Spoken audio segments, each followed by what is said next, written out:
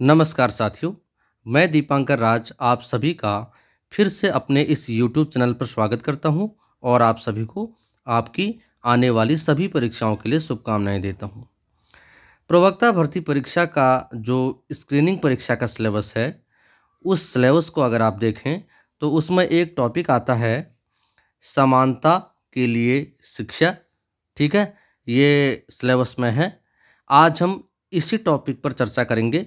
इससे संबंधित प्रश्न भी आपकी स्क्रीनिंग परीक्षा में पूछे जाएंगे, इसलिए किसी भी टॉपिक को छोड़ना आपके लिए सही नहीं होगा। आप हर टॉपिक को कवर कीजिए, तभी आपकी मेरिट अच्छी होगी, और अगर आपकी मेरिट अच्छी होगी तब आपका चयन होगा। ठीक है, तो आज के इस वीडियो में हम समानता के लिए शिक्षा पर चर्चा करेंगे। ठीक है, तो हम इसकी शुरुआत करते हैं।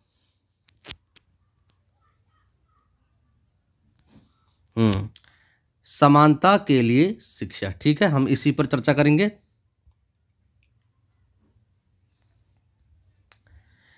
शिक्षा में समानता का अर्थ है कि सभी विद्यार्थियों को समान पहुंच तथा जाति, वर्ग, प्रदेश, धर्म, लिंग आदि के भेदभाव के बिना समान अवसरों की प्राप्ति हो। निष्कर्षतः समान अवसर, उचित तथा पारदर्शी होना, स्वीकार्य भाषा का उपयोग तथा लोगों का आदर करना है। यह दृष्टिकोण अभियान तथा मूल्यों का आधार होना चाहिए। ठीक है, तो देखा आपने कि शिक्षा में समानता का अर्थ है सभी विद्यार्थियों को समान पहुंच तथा जाति, वर्ग, प्रदेश, धर्म, लिंग आदि के भेदभाव के बिना समान अवसरों की प्राप्ति हो। निष्कर्षतः समान अवसर, उचित तथा पारदर्शी होना, स्वीकार्य भाषा का उपयोग तथा लोगों का आदर करना है। यह दृष्टिकोण अभियान तथा मूल्यों का आधार होना चाहिए। ठीक है, आगे चलते हैं। हाँ, अब हम देखेंगे शिक्षा में समानता हेतु संवैधानिक प्रावधान। ठीक है, इसमें पहला है शिक्षा का अधिकार, निःशुल्क एवं अनिवार्य शिक्षा। ठीक है, इसके बारे में हम चर्चा करेंगे। शिक्षा का अधिकार अधिनियम के अंतर्गत 6 से 14 वर्ष की आयु के बच्चों को निःशुल्क और अनिवार्य शिक्षा प्रदान करने का प्रावधान किया गया है। संविधान के अनुच्छेद 21, देखिए यहाँ पर 21 लिखा है, इसमें 21 क। ठीक है, यहाँ पर हम 21 क जोड़ेंगे क्योंकि एक अनुच्छेद 21 में प्राण था दैहिक स्वतंत्रता का अधिकार है, इसके तहत 21 क इसमें जोड़ा गया है। ठीक है, तो संविधान के 21 क, संविधान के अनुच्छेद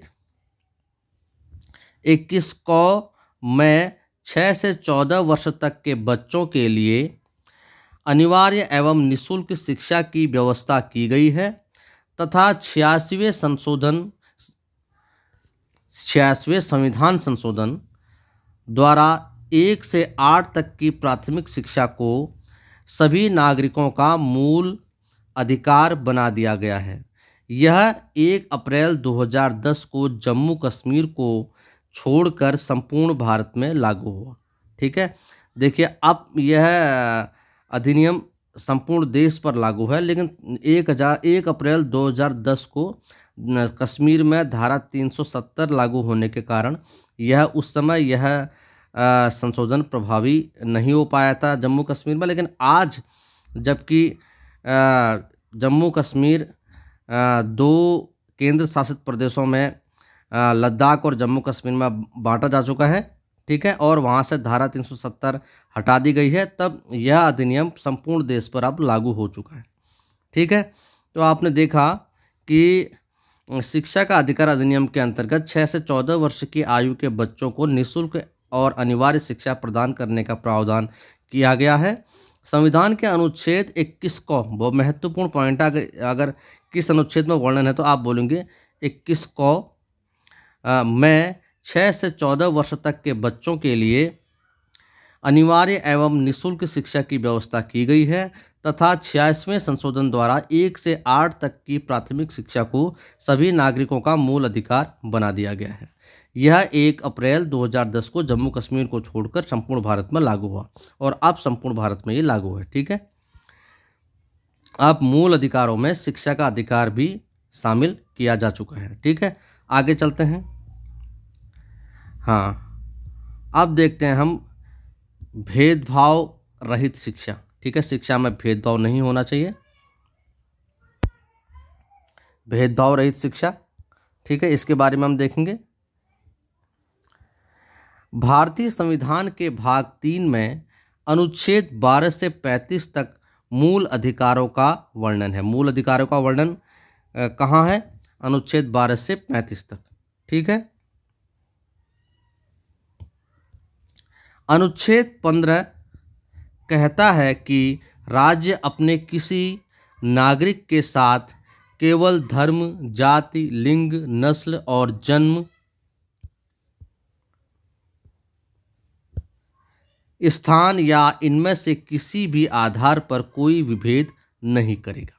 ठीक है, तो अनुच्छेद 15 कहता है, जो कि मूल अधिकार है, कि अनुच्छेद देखिए संविधान में अनुच्छेद 12 से 35 तक मूल अधिकारों का वर्णन है। उसमें से जो अनुच्छेद 15 है वो ये कहता है कि राज्य अपने किसी भी नागरिक के साथ केवल धर्म, जाति, लिंग, नस्ल और जन्म स्थान या इनमें से किसी भी आधार पर कोई विभेद नहीं करेगा, अर्थात सभी को अवसरों की समानता है। ठीक है, यह अनुच्छेद शैक्षिक संस्थानों में भी इस भेदभाव पर भी लागू होते हैं। यह अनुच्छेद शैक्षिक संस्थानों में भेदभाव पर भी लागू होता है, अर्थात शैक्षिक संस्थानों में जो भेदभाव है वो निषेध है। ठीक है, इस अधिनियम के द्वारा शैक्षिक संस्थानों में जो भेदभाव है वो भी निषेध है। वहाँ भी किसी भेदभाव को नहीं माना जा सकता, भेदभाव स्वीकार्य नहीं होगा। ठीक है, आगे चलते हैं। अब हम देखेंगे अल्पसंख्यकों को शिक्षा। अल्पसंख्यकों के अंतर्गत जिनकी जो संख्या में कम है, जैसे मुस्लिम हैं, क्रिश्चियंस हैं। ठीक है, अल्पसंख्यकों को शिक्षा, इसके बारे में हम देखेंगे। राष्ट्रीय शिक्षा नीति 1986 में समानता और सामाजिक न्याय के हित में शैक्षणिक रूप से पिछड़े अल्पसंख्यकों की शिक्षा पर विशेष बात कही गई है। 1992 में इसमें 2 नई योजनाएं जोड़ दी गई। मदरसा शिक्षा आधुनिकीकरण वित्तीय सहायता योजना 1993-94 के दौरान शुरू की गई। ठीक है, तो देखा आपने कि राष्ट्रीय शिक्षा नीति 1986 में समानता और सामाजिक न्याय के हित में शैक्षणिक रूप से पिछड़े अल्पसंख्यकों की शिक्षा पर विशेष बात कही गई है। 1992 में इसमें 2 नई योजनाएं जोड़ दी गई। मदरसा शिक्षा आधुनिकीकरण वित्तीय सहायता योजना 1993-94 के दौरान शुरू की गई। आगे चलते हैं। भारतीय संविधान के अनुच्छेद 30 के तहत अल्पसंख्यकों को शैक्षणिक संस्थान चलाने करने का अधिकार प्राप्त है। आर्टिकल 30 कहता है कि सरकार शैक्षिक संस्थानों को मदद देने में किसी भी शैक्षणिक संस्थान के खिलाफ इस आधार पर भेदभाव नहीं कर सकती है कि वह अल्पसंख्यक प्रबंधन के अधीन संचालित है। भारत एक धर्मनिरपेक्ष देश है। ठीक है, तो यहाँ पर आप देखिए कि भारतीय संविधान के अनुच्छेद 30 के तहत अल्पसंख्यकों को शैक्षणिक संस्थान चलाने व करने का अधिकार प्राप्त है। वे अपने शैक्षिक संस्थान चला सकते हैं, उसे इस्टेब्लिश कर सकते हैं। और अनुच्छेद 30 कहता है कि सरकार शैक्षिक संस्थानों को मदद देने व किसी शैक्षणिक संस्थान के खिलाफ इस आधार पर भेदभाव नहीं कर सकती कि वह एक अल्पसंख्यक प्रबंधन के अधीन संचालित है। ठीक है, भारत एक धर्मनिरपेक्ष देश है। तो आर्टिकल 30 कहता है कि किसी भी शैक्षिक संस्थान के खिलाफ इस आधार पर कोई कार्रवाई नहीं की जा सकती क्योंकि वह एक अल्पसंख्यक प्रबंधन के अधीन कार्य कर रहा है, क्योंकि भारत एक धर्मनिरपेक्ष देश है। यहाँ सभी धर्मों को मानने की स्वतंत्रता है। ठीक है, आगे चलते हैं। अब हम देखते हैं भाषा संरक्षण। भाषा संरक्षण। भारतीय संविधान में धार्मिक और भाषाई अल्पसंख्यकों को अनुच्छेद 29 व 30 में विशेष अधिकार दिए गए हैं। अनुच्छेद 30(1) के तहत सभी अल्पसंख्यकों को धर्म या भाषा के आधार पर अपनी पसंद के आधार पर अपनी शैक्षिक संस्था को स्थापित करने का अधिकार है। ठीक है, तो यहाँ पर आप देखिए कि भाषा को संरक्षण देने के बाद भी संविधान में है कि भारतीय संविधान में धार्मिक और भाषाई अल्पसंख्यकों को अनुच्छेद 29 व 30 में विशेष अधिकार दिए गए हैं। अनुच्छेद 30(1) के तहत सभी अल्पसंख्यकों को धर्म या भाषा के आधार पर अपनी पसंद के आधार पर अपनी शैक्षिक संस्था को स्थापित करने का अधिकार है। अनुच्छेद 29 अल्पसंख्यक हितों का संरक्षण। कोई अल्पसंख्यक वर्ग अपनी भाषा, लिपि और संस्कृति को सुरक्षित रख सकता है और केवल भाषा, जाति, धर्म और संस्कृति के आधार पर उसे किसी भी सरकारी शैक्षिक संस्था में प्रवेश से रोका नहीं जाएगा। ठीक है, तो ये अनुच्छेद 30 कहता है कि अल्पसंख्यक वर्ग अपनी भाषा, लिपि व संस्कृति को सुरक्षित रख सकते हैं और केवल भाषा, जाति, धर्म और संस्कृति के आधार पर उसे किसी भी सरकारी शैक्षिक संस्थान में प्रवेश से रोका नहीं जाएगा। ठीक है, आगे चलते हैं। हाँ, अब हम देखते हैं भाषा की स्वतंत्रता। अनुच्छेद 350 के अनुसार व्यथा के निवारण के लिए अभ्यावेदन में प्रयोग की जाने वाली भाषा प्रत्येक व्यक्ति किसी व्यथा के निवारण के लिए संघ या राज्य के किसी अधिकारी या प्राधिकारी को यथास्थिति संघ में या राज्य में प्रयोग होने वाली किसी भाषा में अभ्यावेदन देने का हकदार होगा।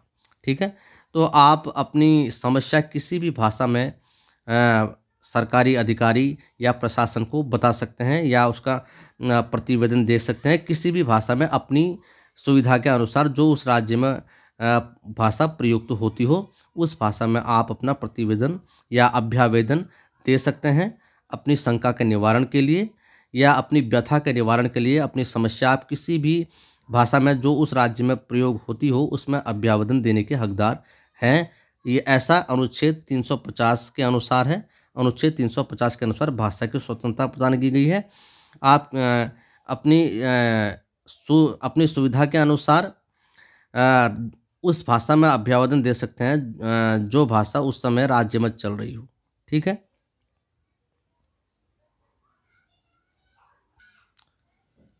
आगे चलते हैं। हाँ, अब हम देखते हैं धार्मिक स्वतंत्रता। धार्मिक स्वतंत्रता इसको हम देखेंगे अब।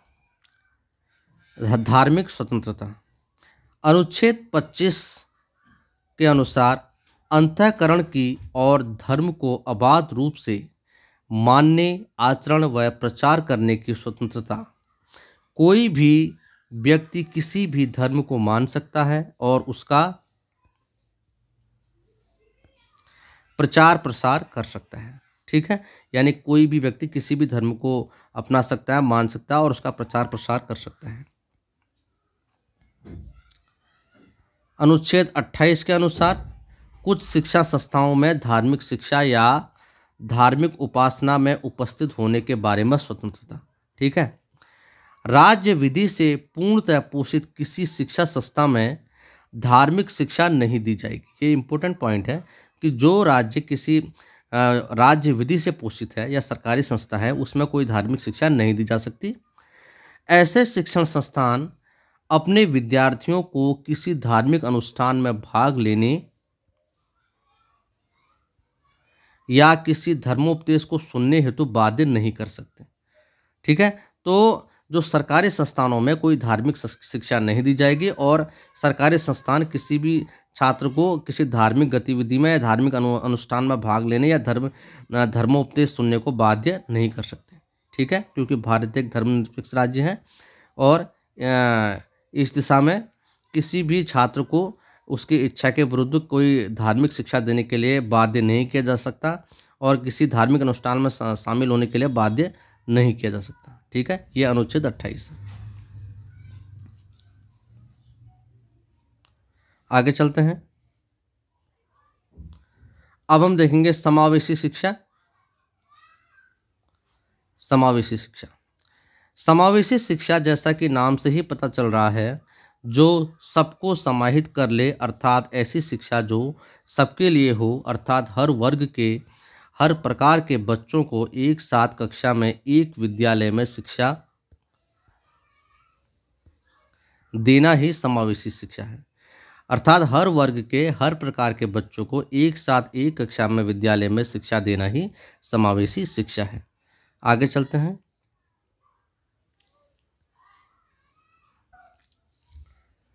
मानव संसाधन विकास मंत्रालय के अनुसार समावेशी शिक्षा का अर्थ है कि सभी सीखने वाले बालक हो या युवा, चाहे अशक्त हो या नहीं, सामान्य विद्यालय, पूर्वावस्था विद्यालयों एवं सामुदायिक शिक्षा केंद्रों में उपयुक्त सहयोगी सेवाओं के साथ आपस में मिलजुल कर सीखने में समर्थ हो। उन्होंने आगे स्पष्ट किया है, मुख्य धारा के विद्यालयों में विशिष्ट आवश्यकताओं के बच्चे का अपने अन्य सहपाठियों के साथ शिक्षा ग्रहण करना। ठीक है, कि जो समावेशी शिक्षा के अंतर्गत है उसमें सभी छात्र, सभी को समान शिक्षा देना इसके अंतर्गत शामिल है। जो लोग शारीरिक या मानसिक रूप से अशक्त हों या सामान्य, उनके लिए व्यवस्था की जाती है इसमें, और सभी को मिलजुल कर सीखने को ये समर्थन करता है समावेशी शिक्षा का जो सिद्धांत है। ठीक है, आगे और जो मुख्य धारा के विद्यालयों में विशिष्ट आवश्यकताओं के बच्चों को अन्य सहपाठियों के साथ मिलकर उसका शिक्षण कार्य किया जा सकता है। ठीक है, यही समावेशी शिक्षा है, सभी को समान शिक्षा, चाहे वो शारीरिक रूप से सशक्त बालक हो या सामान्य बालक हो। ठीक है, सभी को समान शिक्षा देने का सिद्धांत है समावेशी शिक्षा का। ठीक है, आगे चलते हैं। अब हम देखते हैं निःशक्त समावेशी शिक्षा योजना। निःशक्त समावेशी शिक्षा योजना, इसके अंतर्गत देखते हैं माध्यमिक स्तर पर निःशक्त जन समावेशी शिक्षा योजना EDSS वर्ष 2009-10 से प्रारंभ की गई है। यह योजना निःशक्त बच्चों के लिए एकीकृत योजना IEDC संबंधी पहले की योजना का स्थान पर है और कक्षा 9 से 12 में पढ़ने वाले निःशक्त बच्चों की समावेशी शिक्षा के लिए सहायता प्रदान करती है। ठीक है, तो आपने देखा कि जो निःशक्त जन समावेशी शिक्षा योजना है, माध्यमिक स्तर पर निःशक्त जन समावेशी शिक्षा योजना EDSS वर्ष 2009-10 से प्रारंभ की गई है। यह योजना निःशक्त बच्चों के लिए एकीकृत योजना IEDC संबंधी पहले की योजना के स्थान पर है, उसका स्थान इसने लिया, और कक्षा 9 से 12 में पढ़ने वाले निःशक्त बच्चों की समावेशी शिक्षा के लिए सहायता प्रदान करती है। ठीक है, आगे चलते हैं। अब हम देखते हैं कि शिक्षा में समानता में शिक्षक की क्या भूमिका हो सकती है। शिक्षा में समानता हेतु शिक्षक की भूमिका: असमानताओं को दूर करने पर अधिक जोर, सभी के लिए न्यायोचित शिक्षा, बच्चे पर केंद्रित, जरूरत पर आधारित शिक्षा। ठीक है, शिक्षा कैसी होनी चाहिए? बच्चे पर केंद्रित होनी चाहिए और ज़रूरत पर आधारित होनी चाहिए।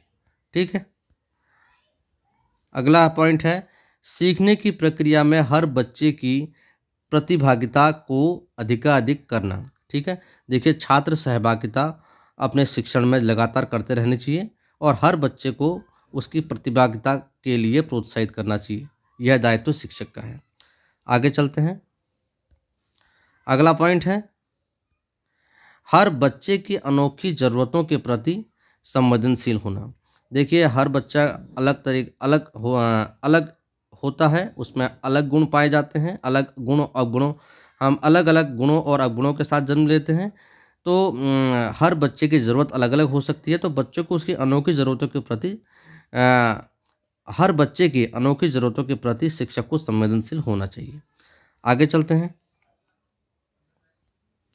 अगला पॉइंट है, बच्चे पर केंद्रित सामाजिक रूप से प्रासंगिक और न्यायोचित पढ़ाने ओब्लिक सीखने की प्रक्रिया प्रदान करना। ठीक है, तो बच्चे पर जो प्रक्रिया, सीखने की प्रक्रिया वो बच्चे पर केंद्रित होनी चाहिए और सामाजिक रूप से प्रासंगिक होनी चाहिए, न्यायोचित होनी चाहिए। ऐसी पढ़ाने और सीखने की प्रक्रिया बच्चे को प्रदान करनी चाहिए, बच्चे पर लागू करनी चाहिए।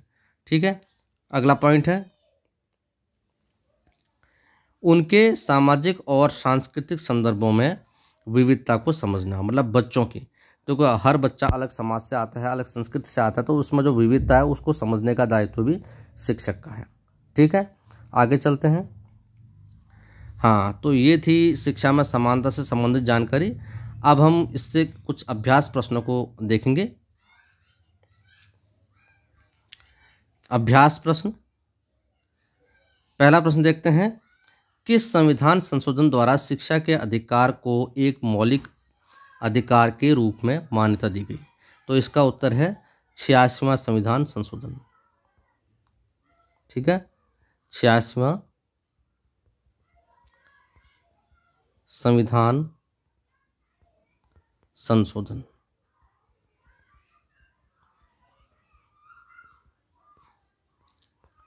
अगला प्रश्न देखते हैं, भारतीय संविधान के किस अनुच्छेद में शिक्षा के अधिकार अधिनियम का वर्णन है? तो इसका उत्तर है अनुच्छेद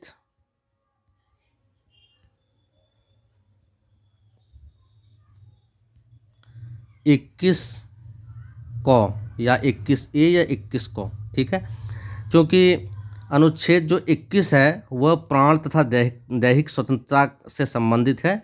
तो 86वें संविधान संशोधन के द्वारा अनुच्छेद 21 में अनुच्छेद 21 को जोड़ा गया, संविधान में अनुच्छेद 21 को जोड़ा गया, जिसके तहत शिक्षा के अधिकार को एक मौलिक अधिकार के रूप में मान्यता दी गई। ठीक है, अगला प्रश्न देखते हैं।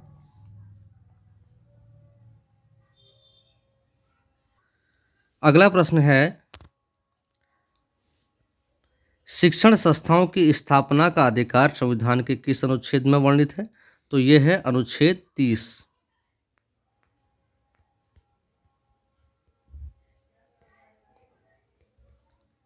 ठीक है, अनुच्छेद 30 के अनुसार अल्पसंख्यकों को अपनी शिक्षा की स्थापना और प्रशासन का अधिकार है। ठीक है,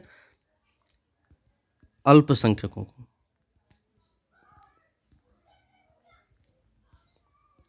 ठीक है, अल्पसंख्यकों को अपने शिक्षण संस्था को की स्थापना और उसके प्रशासन का अधिकार है। अगला प्रश्न देखते हैं।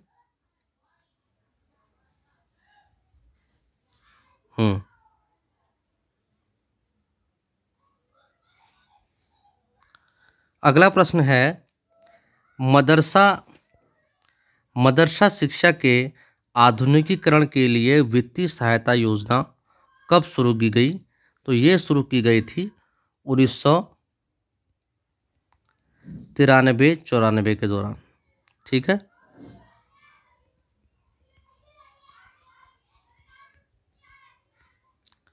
अगला प्रश्न देखते हैं।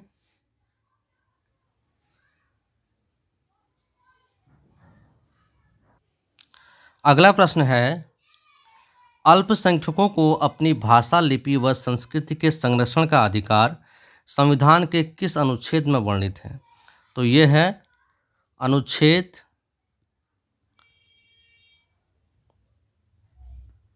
29।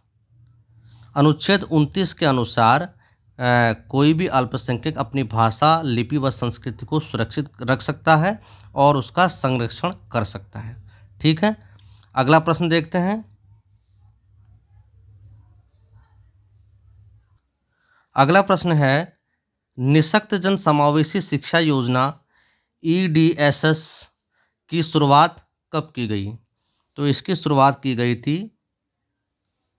2009-10 के दौरान,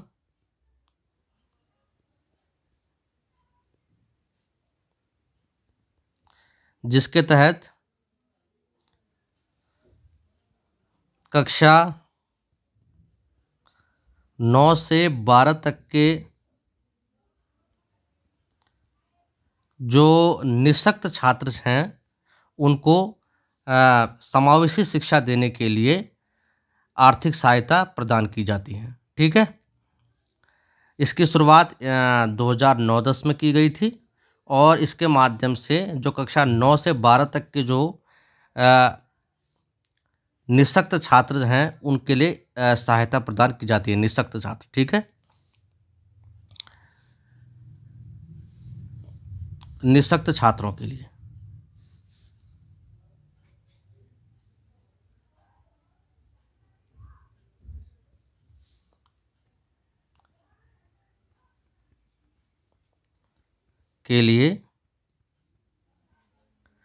सहायता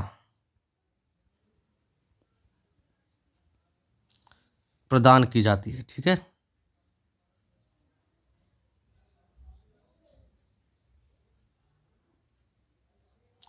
सहायता प्रदान करना इसका दायित्व है।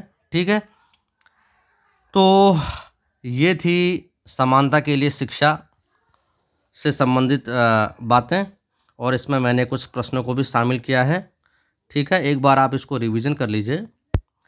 निःशक्त समावेशी शिक्षा योजना की शुरुआत 2009-10, इसके तहत कक्षा 9 से 12 तक के छात्रों के लिए जो निःशक्त छात्रों के लिए सहायता प्रदान की जाती है। और अल्पसंख्यकों को भाषा व संस्कृति के संरक्षण का अधिकार अनुच्छेद 29 के तहत है। मदरसा शिक्षा के आधुनिकीकरण के लिए वित्तीय सहायता योजना की शुरुआत 1993-94 के दौरान हुई थी। और 86वें संविधान संशोधन के द्वारा शिक्षा के अधिकार को मौलिक अधिकार के रूप में मान्यता दी गई। और भारतीय संविधान के अनुच्छेद 21 क में शिक्षा के अधिकार अधिनियम का वर्णन है। शिक्षण संस्थाओं की स्थापना का अधिकार संविधान के अनुच्छेद 30 में वर्णित है, जो कि अल्पसंख्यकों से संबंधित है। ठीक है, ये थे अभ्यास प्रश्न। इसके अलावा ये शिक्षकों के दायित्व हमने देखे। शिक्षा में समानता है तो शिक्षकों के दायित्व, असमानताओं को दूर करने पर जोर, सभी के लिए न्यायोचित शिक्षा आदि, बच्चों पर केंद्रित सीखने की प्रक्रिया, ये सभी हमने देखा। निःशक्त समावेशी शिक्षा योजना जिसकी शुरुआत 2009-10 से हुई है और इसके तहत कक्षा 9 से 12 तक के निःशक्त बच्चों को समावेशी शिक्षा के लिए सहायता प्रदान की जाती है। समावेशी शिक्षा सभी के लिए शिक्षा, ठीक है, जिसमें हर प्रकार का बच्चा, चाहे वो निःशक्त हो, सामान्य हो, सभी लोग साथ में बैठकर साथ में इन सबको शिक्षा दी जाती है। धार्मिक स्वतंत्रता हमने देखी अनुच्छेद 25 और अनुच्छेद 28 के तहत धार्मिक स्वतंत्रता के बारे में हमने इन अनुच्छेदों को देखा। इसमें अनुच्छेद 28 में एक महत्वपूर्ण बात यह है कि किसी भी संस्था में किसी भी छात्र को जो सरकारी वित्त पोषित हो, सरकार द्वारा वित्त पोषित हो, उसमें किसी धार्मिक अनुष्ठान में भाग लेने के लिए या किसी धार्मिक कार्यों के लिए किसी छात्र को बाध्य नहीं किया जा सकता। यह अनुच्छेद 28 के तहत इसका वर्णन है। ठीक है, और अनुच्छेद 25 के तहत धार्मिक स्वतंत्रता है, जिसमें कोई भी धर्म, किसी भी धर्म को मानने की स्वतंत्रता का वर्णन है। ठीक है, यानी धर्मनिरपेक्षता। भाषा की स्वतंत्रता अनुच्छेद 350 के अंतर्गत किसी भी भाषा में अपनी समस्या की अभिव्यक्ति कोई भी नागरिक कर सकता है। भाषा संरक्षण अनुच्छेद 29 के तहत सभी अल्पसंख्यकों को अपनी भाषा, लिपि और संस्कृति को सुरक्षित और संरक्षित करने का अधिकार है। और अनुच्छेद 30 के तहत सभी अल्पसंख्यकों को धर्म या भाषा के आधार पर अपनी पसंद के आधार पर शैक्षिक संस्था को स्थापित करने का अधिकार है। ठीक है, आते हैं हम अल्पसंख्यकों की शिक्षा। इसमें राष्ट्रीय शिक्षा नीति 1986 में समानता और सामाजिक न्याय के हित में शैक्षणिक रूप से पिछले अल्पसंख्यकों की शिक्षा पर विशेष बात कही गई है। 1992 में इसमें 2 नई योजना जोड़ी गई। मदरसा शिक्षा के लिए के आधुनिकीकरण की वित्तीय सहायता योजना 1993-94 के दौरान शुरू की गई। अनुच्छेद 30 के तहत अल्पसंख्यकों को शैक्षिक संस्थान चलाने का और प्रशासन करने का अधिकार प्राप्त है। आर्टिकल 30 कहता है कि सरकार शैक्षिक संस्थानों को मदद देने में किसी भी शैक्षणिक संस्थान के खिलाफ इस आधार पर भेदभाव नहीं कर सकती है कि वे अल्पसंख्यक प्रबंधन के अधीन संचालित हैं। ठीक है। भेदभाव रहित शिक्षा अनुच्छेद 15 के अनुसार राज्य किसी भी नागरिक के साथ केवल धर्म, जाति, लिंग, नस्ल, जन्म के स्थान या इनमें से किसी भी आधार पर कोई विभेद नहीं कर सकता। और यह अनुच्छेद शैक्षिक संस्थानों में भेदभाव पर भी लागू होता है। अर्थात शैक्षिक संस्थानों में भेदभाव भी जाति, धर्म, लिंग या कि स्थान विशेष के कारण भेदभाव शैक्षिक संस्थानों में भी निषेध है। शिक्षा का अधिकार अधिनियम 86वें संविधान संशोधन द्वारा जोड़ा गया 2010 में। यह 1 अप्रैल 2010 से संपूर्ण देश में लागू हुआ, जिसमें 1 से 8 तक की प्राथमिक शिक्षा को शिक्षा के मूल अधिकार के रूप में मान्यता दी गई। और संविधान में अनुच्छेद 21 को इससे जोड़ा गया, जिसके तहत 6 से 14 वर्ष तक के बच्चों को अनिवार्य शिक्षा देने की बात की गई है। और शिक्षा के अधिकार अधिनियम को 86वें संशोधन द्वारा शिक्षा के अधिकार को मौलिक अधिकार के रूप में मान्यता दी गई है। ठीक है। समानता के लिए शिक्षा में समानता का अर्थ है किसी सभी विद्यार्थियों को समान पहुंच, जाति, वर्ग, प्रदेश, धर्म, लिंग आदि भेदभाव के बिना समान अवसरों की प्राप्ति हो। निष्कर्षतः समान अवसर उचित तथा पारदर्शी होना, स्वीकार्य भाषा का उपयोग तथा लोगों का आदर करना है। यह दृष्टिकोण अभियान मूल्यों का आधार होना चाहिए। ठीक है। तो ये थी समानता के लिए शिक्षा, जो कि आपके प्रवक्ता भर्ती परीक्षा के सिलेबस में ये टॉपिक है। इससे भी संबंधित प्रश्न परीक्षा में पूछे जा सकते हैं। यहाँ मैंने कुछ प्रश्नों को लिया है, आप और प्रश्नों को देख सकते हैं। इसके अलावा आप और इसके डीप स्टडी करना चाहें तो कर सकते हैं। ठीक है। और मुझे उम्मीद है कि ये वीडियो आपके काम आएगा और ये आपको पसंद आएगा और ये आपके परीक्षा में बहुत मदद इससे आपको होगी। ठीक है। अगर आपको ये वीडियो अच्छा लगा तो आप इसे लाइक कीजिए, शेयर कीजिए, मेरे चैनल को सब्सक्राइब कीजिए, ताकि मैं जो भी वीडियो अपलोड करूँ वो आप तक तुरंत पहुँचे। ठीक है। पहले तो आप इस वीडियो को देखिए और अपनी राय देखिए, कमेंट सेक्शन में अपनी राय लिखिए, ताकि मैं आपकी राय के अनुसार अपने में और सुधार कर सकूं और अच्छी वीडियो आपके लिए लेकर आऊं। ठीक है। अगर आप इसे अधिक से अधिक लाइक करेंगे, अधिक से अधिक शेयर करेंगे और सब्सक्राइबर आप अधिक से अधिक बढ़ाएंगे और तो इससे मेरा हौसला भी बढ़ेगा, आगे मैं और अच्छा काम करूँगा। ठीक है। जिससे सभी को मदद मिलेगी। तो आज का ये वीडियो आपको कैसा लगा आप कमेंट सेक्शन में बताइएगा। अगर आपको ये वीडियो अच्छा लगता है तो आप इसे लाइक कीजिए, शेयर कीजिए, मेरे चैनल को सब्सक्राइब कीजिए, ताकि मैं जो भी वीडियो अपलोड करूँ वो आप तक तुरंत पहुँचे। बाकी की जानकारी मैं आपको अगले वीडियो में दूंगा। तब तक के लिए खुश रहिए, मुस्कुराते रहिए और अपने अध्ययन को जारी रखिए। आपको आपकी आने वाली परीक्षाओं के लिए बहुत बहुत शुभकामनाएँ। धन्यवाद। बाकी की जानकारी अगले वीडियो में। नमस्कार।